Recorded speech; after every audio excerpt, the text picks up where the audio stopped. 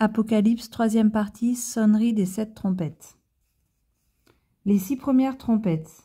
Puis les 7 anges qui avaient les 7 trompettes se préparèrent à en sonner. Le premier sonna de la trompette, et de la grêle et du feu mêlés de sang s'abattirent sur la terre. Le tiers de la terre fut brûlé, le tiers des arbres fut brûlé, et toute herbe verte fut brûlée. Le deuxième ange sonna de la trompette, et quelque chose qui ressemblait à une grande montagne embrasée par le feu fut précipité dans la mer. Le tiers de la mer devint du sang. Le tiers des créatures qui vivaient dans la mer mourut, et le tiers des bateaux fut détruit. Le troisième ange sonna de la trompette, et du ciel tomba une grande étoile qui brûlait comme un flambeau. Elle tomba sur le tiers des fleuves et sur les sources d'eau. Le nom de cette étoile est Absinthe. Le tiers des eaux fut changé en absinthe, et beaucoup d'hommes moururent à cause de ces eaux, parce qu'elles étaient devenues amères. Le quatrième ange sonna de la trompette, et le tiers du soleil fut frappé, ainsi que le tiers de la lune et le tiers des étoiles, de sorte qu'ils s'obscurcissent d'un tiers. Le jour perdit un tiers de sa clarté, et la nuit de même. Je regardai et j'entendis un aigle qui volait très haut dans le ciel, et qui disait d'une voix forte : « Malheur, malheur, malheur aux habitants de la terre, à cause des autres sonneries de trompettes, celles que les 3 anges vont encore faire retentir. » Le cinquième ange sonna de la trompette, et je vis une étoile qui était tombée du ciel sur la terre. La clé du puits de l'abîme lui fut donnée.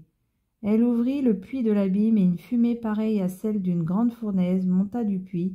Le soleil et l'air furent obscurcis par la fumée du puits.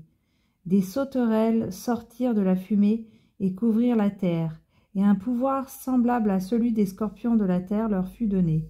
Elles reçurent l'ordre de ne pas faire de mal à l'herbe de la terre, ni à aucune verdure, ni à aucun arbre, mais seulement aux hommes qui n'avaient pas l'empreinte de Dieu sur le front.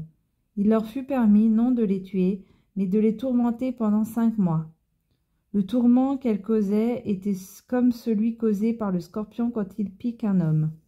Durant ces jours-là, les hommes rechercheront la mort et ne la trouveront pas. Ils désireront mourir, mais la mort fuira loin d'eux.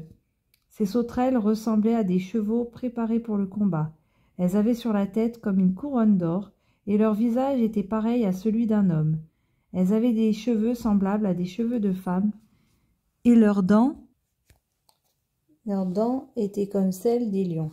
Leur poitrine était comme une cuirasse de fer, et le bruit de leurs ailes ressemblait à celui des chars tirés par plusieurs chevaux qui courent au combat.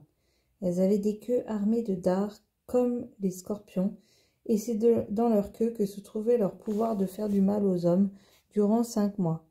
À leur tête, elles avaient comme roi l'ange de l'abîme, appelé en hébreu Abaddon et en grec Apollon. Le premier malheur est passé. Voici que 2 malheurs viennent encore après cela. Le 6e ange sonna de la trompette, et j'entendis une voix venant des 4 cornes de l'autel d'or qui est devant Dieu. Elle disait au 6e ange qui tenait la trompette : « Relâche les 4 anges qui sont enchaînés près du grand fleuve l'Euphrate. » Ainsi les 4 anges qui étaient prêts pour l'heure, le jour, le mois et l'année furent relâchés afin de faire mourir le tiers des hommes. Le nombre des troupes de la cavalerie était de 200 millions. J'en entendis le nombre. Voici comment dans la vision je vis les chevaux et ceux qui les montaient. Ils avaient des cuirasses couleur de feu, d'hyacinthe et de soufre. Les têtes des chevaux étaient comme des têtes de lions, et de leur bouche sortait du feu, de la fumée et du soufre. Le tiers des hommes fut tué par ces 3 fléaux, le feu, la fumée et le soufre qui sortaient de leur bouche. En effet, le pouvoir des chevaux se trouvait dans leur bouche et dans leur queue.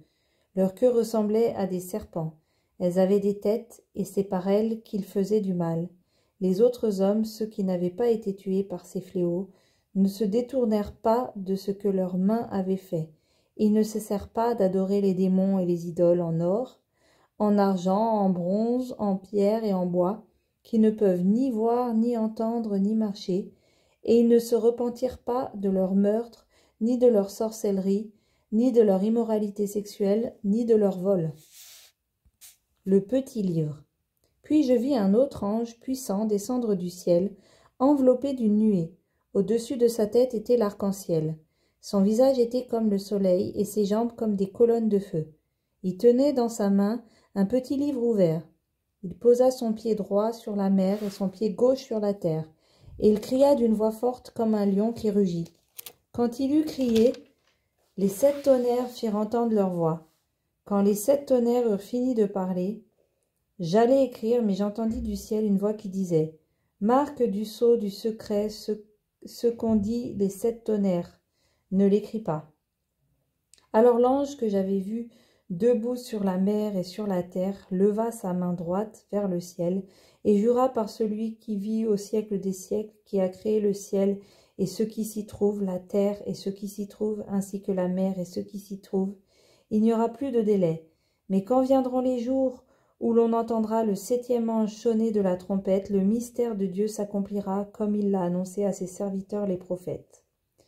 La voix que j'avais entendue du ciel me parla de nouveau et me dit « Va, prends le petit livre ouvert dans la main de l'ange qui se tient debout sur la mer et sur la terre. » J'allai donc vers l'ange et lui demandai de me donner le petit livre. Il me dit « Prends-le et avale-le, il sera amer dans ton ventre, mais dans ta bouche il sera doux comme du miel. » Je pris le petit livre de la main de l'ange et je l'avalai. Dans ma bouche il fut doux comme du miel, mais quand je l'eus avalé, mon ventre fut rempli d'amertume. Puis on me dit « Il faut que tu prophétises de nouveau sur un grand nombre de peuples, de nations, de langues et de rois. » Les 2 témoins. On me donna un roseau semblable à une baguette en me disant « Lève-toi et mesure le temple de Dieu, l'autel et ceux qui y adorent. Quant au parvis extérieur du temple, laisse-le de côté et ne le mesure pas, car il a été donné aux nations et ils piétineront la ville sainte pendant 42 mois. Je donnerai à mes 2 témoins le pouvoir de prophétiser, habillés de sacs pendant 1260 jours. Ce sont les 2 oliviers et les 2 chandeliers qui se tiennent devant le Seigneur de la terre. Si quelqu'un veut leur faire du mal, du feu sort de leur bouche et dévore leurs ennemis. Oui, si quelqu'un veut leur faire du mal, c'est ainsi qu'ils doivent être tués. Ils ont le pouvoir de fermer le ciel afin qu'il ne tombe pas de pluie durant le temps de leur prophétie. Ils ont aussi le pouvoir de changer l'eau en sang et de frapper la terre de toutes sortes de fléaux chaque fois qu'ils le voudront. Quand ils auront fini de rendre leur témoignage, la bête qui monte de l'abîme leur fera la guerre, les vaincra et les tuera. Leurs cadavres seront laissés sur la place de la grande ville appelée symboliquement Sodome et Égypte, là même où leur Seigneur a été crucifié. Des hommes de divers peuples, tribus, langues et nations verront leurs cadavres pendant 3 jours et demi, et ils ne permettront pas qu'on les mette au tombeau.